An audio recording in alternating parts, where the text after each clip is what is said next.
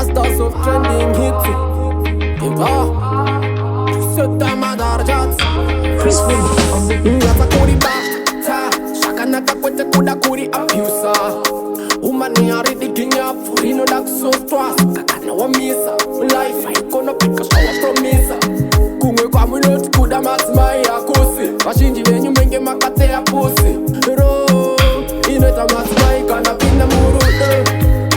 yamwe pacho vano botata Madzimai matata Madzimai anoda kunsisiswa vaniga chinotiyevedza Madzimai matata Madzimai anoda kudzidziswa vamwe pacho vanombotadza Madzimai varume tsikamai anoda kudisiswa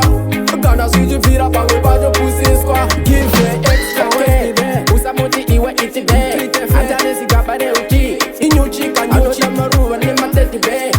pasalari yako anodhiseva share include pamapurchases ese samese usamkese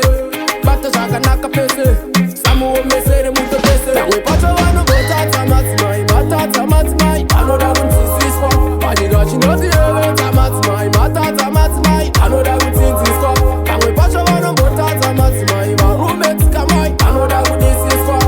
kana zvichibvira pamwe pacho pusiswa handi munotenderana kasatika mitiswa neizvine mutsa vakakwete kuputsa anenge yasvota munze kuti rutsa zvakanokunakira zvokugutsa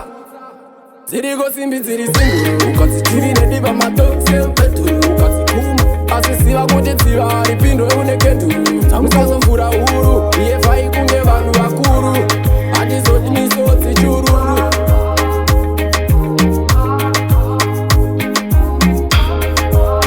vamwe pacho vanombotadza Madzimai matadza Madzimai anoda kunzwisiswa vanyika chinotiyevedza Madzimai matadza Madzimai anoda kudzidziswa vamwe pacho vanombotadza Madzimai varume tsikamai anoda kudisiswa kana zvichibvira pamwe pacho pusiswa handi munotenderana kasati kamitiswa give the extra care usapoti iwe itive handanesigaba reuti inyuchika nyucha maruva nematedhibe pasalari yako anodhiseva share include pamapurchases ese mbatemese samese usamkese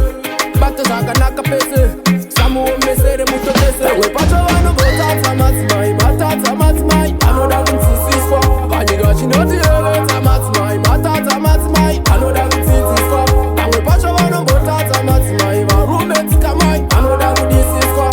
kana zvichibvira pamwe pacho pusiswa handi munotenderana kasati kamitiswa